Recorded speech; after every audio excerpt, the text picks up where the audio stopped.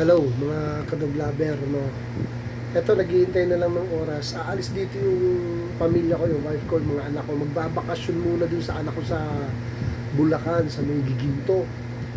So, ako ang may iwan mag-isa at yung 5 alaga ko. So, ang gagawin ko, wala rin naman akong magiging activity. So, iko-content ko kung paano maging kennel owner at dog lover. Lahat ng activity dito, yun ang iko-content natin para makita nyo kung anong buhay po ng dog lover at kennel owner. Maya babangon na ako para silipin yung ibang aso. Ito yung isa natutulog. Kumot pa yan. Tutulog pa. Maya gigisingin ko na dahil magpapakain naman ako para malaman nyo rin kung ano ba talaga ang buhay ng kennel owner o dog lover. Yan mga kadogo, isa sa sistema ng pagiging dog lover at kennel owner, hindi mo pwedeng iwan ang mga alaga mo kahit na may special gathering. Kaya hindi ko naniniwala sa sabi-sabi na pag ang aso daw siya ang bantay ng bahay. Kalokohan yun. Ako bantay ng mga aso ko, hindi ako makaalis, kita mo, hindi ako makasama sa pamilya ko. Isa yan gusto niyo pa maging dog lover, kennel owner. Ayan mga kadogo, mag-aalisa na sila. Iiwan na ako dun sa ng mga to sa 5 alaga ko. Kasan na yung sundo nyo?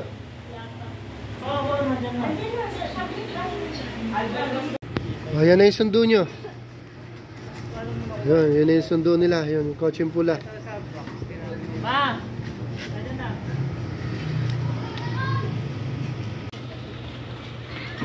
Mama nyo. Walang bantay yung aso na. Ate, okay ka lang? Ate, tingnan mo. Tama po kayo. Sige, okay lang. Ikaw mo yung aso eh. Nakita nyo na yung mga tuta? Ikaw mo yung mga aso eh. Nanay nyo sa trunk. Doon yung sakay sa trunk. Doon yung sa likod.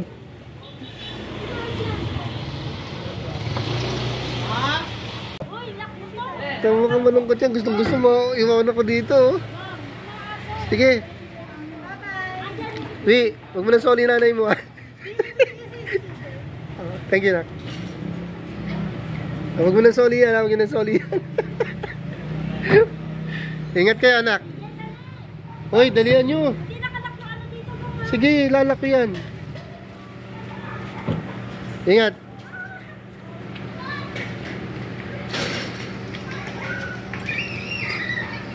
Nakakulong na yung 2 pusa, Jen? Yung 2 pusa. Okay. Ingat kayo. Ayan mga kadogo. Alis na sila. Pupunta na sila sa Giginto, Bulacan. Sa bahay ng manugang ko at ng anak ko. Ayan. Siyempre, mga kadogo, ang style dyan. Kunyari malungkot ako. Yan ang style dyan mga kadogo. Siyempre, di ba? Iniwan ako mag-isa. Kunyari malungkot ako, siyempre. Pero hindi nila alam. I'm free. Mas masarap katawa to aso to kaysa sa asawa ko. Wala. Ayos. Naman Netflix movie marathon. Ayan na mga kadogo. Simula na ng pagiging dog breeder ko and dog lover kasi ako lang talaga mag-isa. So makikita nyo ang buhay ng dog breeder and dog lover sa mga susunod na video ko. So keep watching lang mga kadogo para makita nyo kung anong tunay na buhay ng pagiging dog lover. Ito mga kadogo, day 1 ha. Dito ako sa baba to check yung mga puppies. Yan. As a dog lover, i-check muna natin yan. Yan. Mamaya yan, magpapakain na tayo. And kakatapos lang nila magmerienda. So, paano? Tayo muna magkakasama dito. Ito mga kadogo, nilipat ko muna yung mga puppy sa kulungan nila. Yan. Siyempre, dapat buksan natin ang ilaw. Yan yung CCTV, always on naman yan mga kadogo. Papigas, pasok. Very good. Nako, matagal-tagal tayo magkakasama. Stay ka lang dyan, hakat muna ako. Ako'y papahingat mamaya, magpe-prepare naman ako mga kadogo ng pagkain ng mga to. So yan, dito muna tong dalawa. At yung mga puppy dun muna. Ayan, sinecured ko muna mga kadogo. Kasi yan sa part ng pagiging kennel owner. Yun. Yung dalawa. Yan, naglalampungan pa. Inggit pa ako. Wala na akong kalampungan. Iniwan ako, missing in action. Okay, huwag kang masungit. Matagal tayo magkasama, ha? Pasok muna ako. At ako'y maya magre-ready na ng pagkain ninyo. Diba mga boss? Mga kadogo, ha? Magsisimula na ako bilang dog owner and kennel owner. Eto na. Unang task ko ngayon, kaalis pa lang nila. Eto. Maglilinis ng wiwi.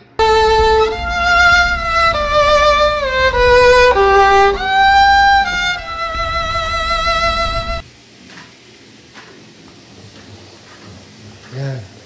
Tapos mamaya alcohol naman natin siya. Lagi akong merong ditong isang galong alcohol, mga kadogan, even Clorox. Kasi kailangan natin yung hygiene.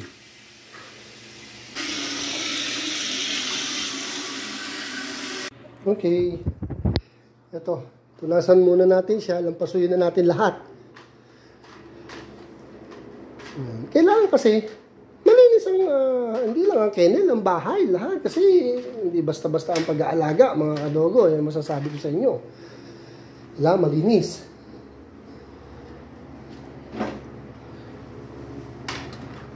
Ano, Boss Maggie, wala ka pang pupo dyan? Huwag muna, ha? Ako hindi pa tapos dito. Hoy, Boss Cotton. Makiraan po, ha, ma'am. Ba?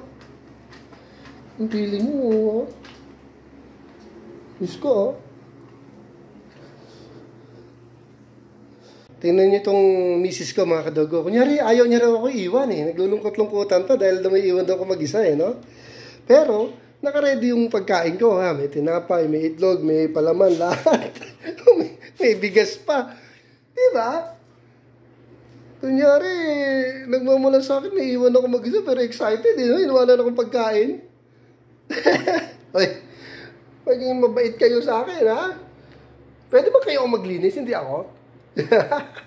Hey, mga kadogo, good evening. Alas 7 na. So, eto naman ngayon, magpe-prepare tayo ng dinner ng mga alaga natin. And ako na rin. Kakain na rin ako after nila. So, siyempre, uunahin muna natin sila. Prepare muna ako, mga kadogo. Ayan, mga kadogo, hindi ko na napakita yung preparation. Hirap kasi umawak ng cellphone yan. Rice and fish muna sila ngayon. Fish and rice. Ako. Ang dami niyang kanina. Ito rin.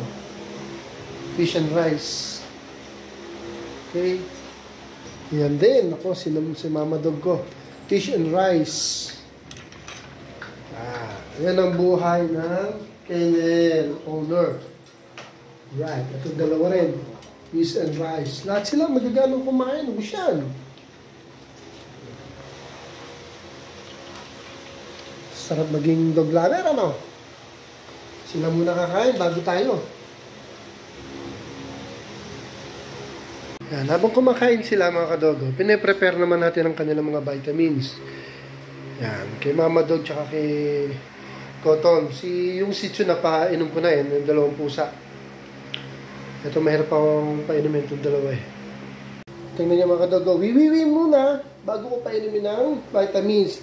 Napakagaling talaga ng aking mga alaga. Nalinis muna ako.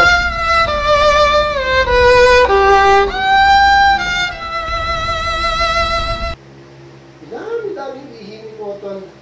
Yari talaga ako. Ngayon naman, mga kadogo, magugas tayo ng pinagkainan ng mga to. Bago ko kumain sila muna.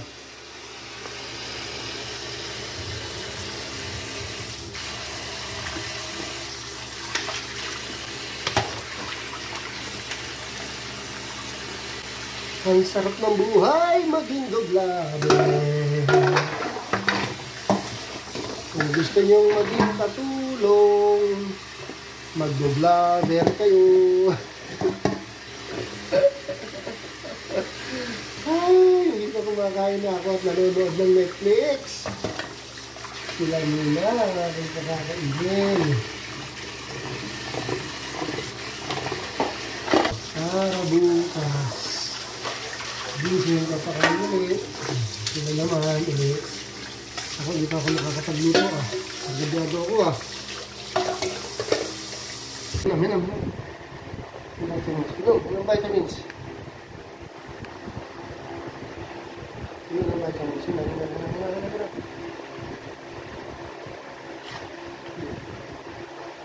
Calm down. Speaker sa man. Ito, mabait to eh. Mabait to si Mama Dog eh. Si Maggie, mahirap pa inumin ng vitamin si Maggie kaya hindi ko na na-video. So maliit yun eh, nangangagat, baka makagat ako. Ito kahit ano suwal ng hindi ito mangangagat.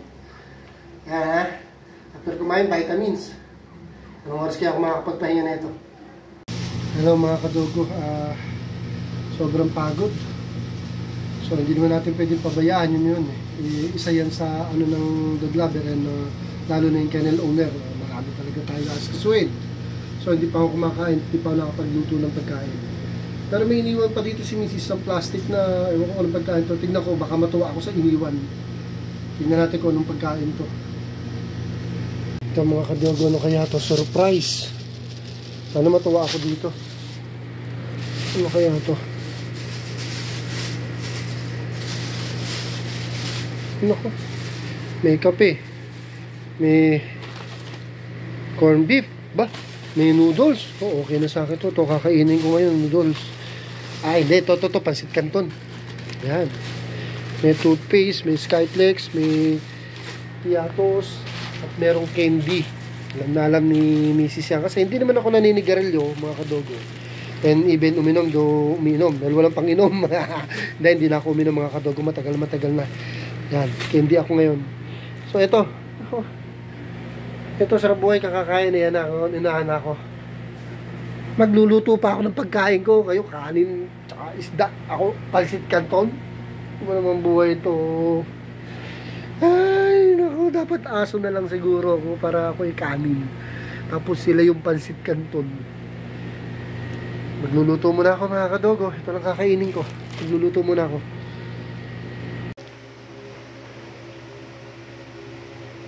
Yan mga kadogo. Siyempre, nilagyan ko itlog. Di ba, pang mayaman pag may itlog eh. Pansit na lang, wala pang itlog. Lagyan natin ng itlog, kahit isa, para mukhang pang mayaman.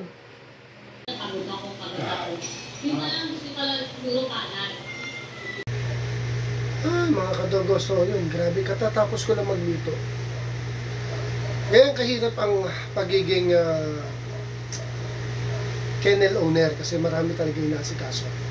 And yun nga, yung imbis na kasama nila ako ng pamilya ko, yung nagbabakasyon, hindi ko magawa. Dahil kailangan talaga mag-sacrifice. Sino magbabantay at may bago pa akong panganak. So, yun yung isa sa sa pag-aalaga. Pero, gaya ng sabi ko, nag-lover ako, nai-enjoy ko naman itong pagod ako. Gaya niya, pagod ako, oo, pero makita ko lang to yan. Umakit dyan, natutuwa na ako na wala na pagod ko. Tapos ito, kakain pa ako ng aking pagkain. Yan lang ang dinner ko, mga kadogo. Yan. Kain muna ako, mga kadogo. At mamaya-maya maghihilamos. Then, manonood ako ng Netflix. Katabi ko to. Dito si Maggie. Maggie. Ayan, si Maggie. Dito rin siya matutulog, si Maggie. Ayan.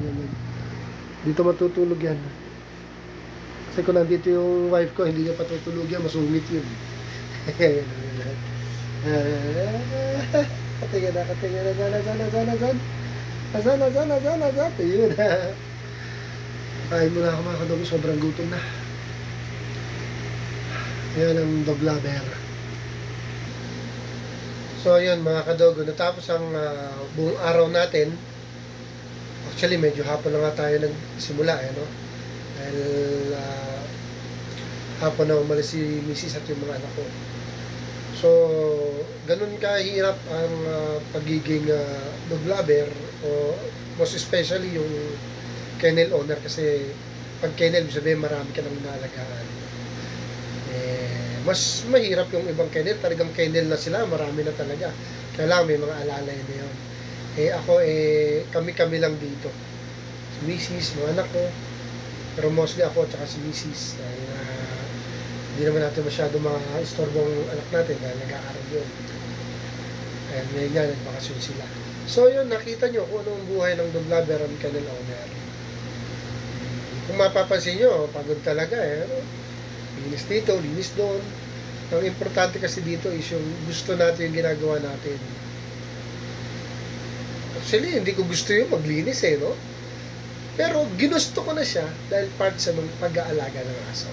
So, kahit nakita kong may ganun, may dumi, may kung ano man, imbis na magalit ako, may dog lover ako, hindi pwede. Iintindihin ko na ganun siya eh. So, dog lover ka, linis ka. Kaya, ako nagpapasalamat ako, naging dog lover ako. Kung hindi ako dog lover, di ko kaya to. Hindi ko kayang pumasok sa ganitong business, ang dog breeding. So, yun mga kadogo, tomorrow, for sure, marami tayong activity. Pagising pa lang, sigurado yan. Kaya lang, andito si Maggie. Sinipti ko na si Maggie. Ayun, si Maggie. Dati dito natutulog yan. Ngayon ulit, dito na siya matulog. Tingnan niyo isa kung ano ginagawa ng kaartehan ha. Ayan. Ito nga, dahil giniginaw. Naka-electric pa, naka-aircon, giniginaw siya. Diba? Wala siyang balahibo eh. O, tingnan nyo. Pag tinanggal ko to, ayaw niya. Gusto niya, nakatalokbong siya eh. O, sige na. O, ayan na. Sige, talokbong ka na dyan. Arte-arte. Arte-arte ka lang ko. Kagandahang aso. Kalbo ka naman. So, thank you mga kadogo. Sa panonood niyo kayo, mga subscriber ko, followers ko, group member, FB friends. Thank you sa inyo sa pag-subaybay sa channel natin and vlogs ko. So, tomorrow ulit mga kadogo. Ito, nanonood lang ako ng Mulan dito sa Netflix. Nagpapaantok at tutulog na ako. Kasi for sure, bukas, madugong labanan na naman. At for sure yan, pag-gising ko, meron talaga akong lilinisin. Yun yun. So, yun ang part biling dog lover na kennel owner. So, dito na lang mga kadog ha. Medyo na rin ako, may patayin ko na to. So, abangan natin yung mangyayari bukas. Thanks for watching. God bless us all and good night mga kaibigan.